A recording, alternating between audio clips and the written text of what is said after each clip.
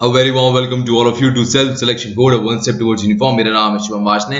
आज हम करने जा रहे हैं ईडियम फ्रेजेस एंड वोकैबुलरी। ये टॉपिक आपके इंडियन आर्मी, नेवी, एयरफोर्स तीनों यूनिफॉर्म को पाने में मदद करेगा। ये है हमारा लेक्चर 11। ये टॉपिक आपकी CDS, NDA, AFCAT, INET and territorial army में मदद करेगा। अगर आप पूरी ईडियम फ्रेजेस एंड वोकैबुलरी की प्लेलिस्ट देखना चाहते हैं तो आपको डिस्क्रिप्शन बॉक्स में मिल जाएगी। अब चलिए शुरू करते हैं ईडियम एंड फ्रेजेस के साथ। पहला ईडियम है ईट हम्बल पाई। ईट हम्बल पाई मतलब होता है टू अपोलोजाइज करना। अगला वर्ड है अगला इडियम है eat one words. Eat one words मतलब टेक स्टेटमेंट बैक। एग्जांपल देखिए, I want my friends to be very careful in a speech otherwise she would have to eat her own words. मैंने अपने दोस्त को warn किया कि भाई तू ध्यान से बोला कर वरना तुझे अपने शब्द वापस लेने पड़ जाएंगे कभी। अगला है एंड इन स्मोक या एंड इन फियास्को। इसका मतलब क्या होता है? धुएं में उड़ जाना। मतलब जो था वो सब चला गया। अब देखिए, कपिल शर्मा के बारे में एक बात कही जाती थी, जब उनका डिप्रेशन वाला मूड चल रहा था तो उनके लिए कहा जाता जो उनकी सक्सेस है अब धुएं में उड़ गई है, अब नहीं आएगी कभी। तो वो हो गया एंड इन स्मोक। अगला है एग ऑन। एग ऑन मतलब होता है टू अर्ज समबडी, मतलब किसी को एनकरेज करना किसी चीज को करने के लिए। जैसे अभी हम कह सकते हैं Virat Kohli egg on their players to win the world cup. तो जो विराट कोहली है वो एग ऑन कर रहे हैं अपने प्लेयर्स पे कि वो वर्ल्ड कप जीते हैं। अगला है ईक आउट। ईक आउट मतलब होता है सप्लीमेंट इनकम। मतलब क्या है? जैसे आज के टाइम में हम कहते हैं ना पैसिव इनकम आ रही है कि कुछ एक्स्ट्रा इनकम करना, तो उसे हम कहते हैं ईक आउट। अगला ईडियम है every dog has his day. Every dog has day मतलब गुड फॉर्चून कम सून और लेटर। मतलब हर कुत्ते का दिन आता है। Every dog has his day कि आपका भाग्य कभी ना कभी तो चमकेगा ही। अगला है ever and anon. Ever and मतलब ओकेजनली। सेंटेंस देखिए इस पे, he visit his parents ever and anon. वो अपने माँ बाप के घर कभी कभार मिलने जाता है। तो एवर एंड मतलब हो गया occasionally. Eye wash. Eye wash मतलब होता है धोखा होना। मतलब एग्जाम्पल है my friends promise to help me just prove an eye wash.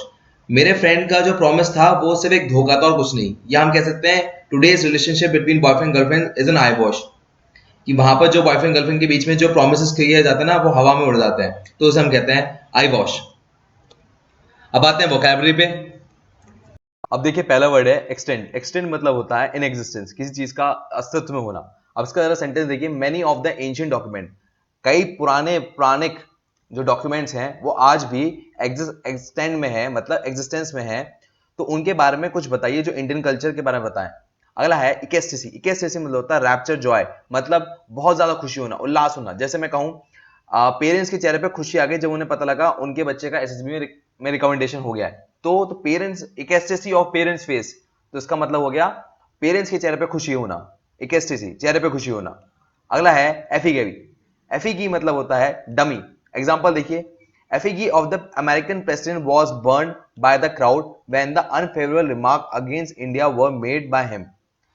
American president का पुतला जलाया गया जब इंडिया के खिलाफ अनफेवरेबल रिमार्क दिए गए।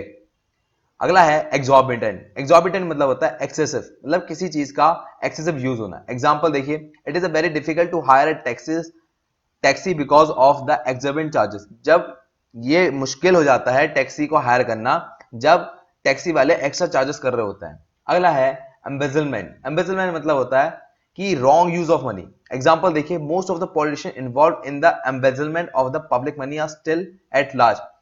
जितने भी पॉलिटिशियन होते हैं बहुत ज्यादा रॉन्ग यूज करते हैं पब्लिक मनी का, और ये आज की तारीख में बहुत बढ़ गया है। अगला वर्ड है एमिनेट। एमिनेट मतलब होता है इश्यू फ्रॉम, मतलब आपने गैजेटेड ऑफिसर से साइन कराते हो ना, तो आप इश्यू करवाते हो, तो उसी इश्यू को कहते हैं एमिनेट। याद रखना, the letter emanated from the central office. अगला वर्ड है एक्सटिंक्ट। एक्सटिंक्ट मतलब होता है गायब हो जाना, आउट ऑफ एक्जिस्टेंस।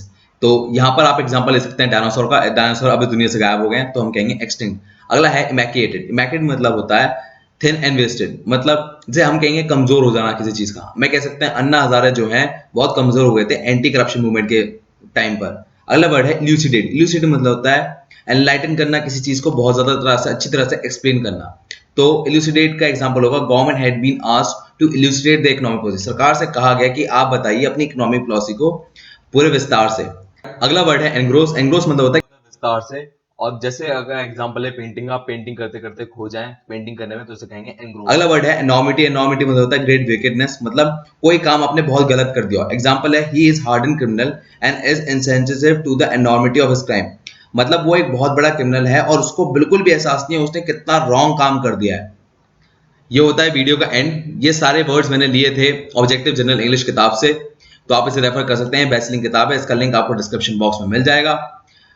अगर आपको वीडियो पसंद आई हो तो कमेंट, लाइक एंड शेयर करें, और बहुत अच्छी लगी तो खाने पे इन्वाइट करें। मैं लेता हूं आपसे विदा। मेरे लिए कोई मैसेज हो तो हैशटैग भाषा के कमेंट बॉक्स में आप बताइए। Jai Hind, take care, bye bye.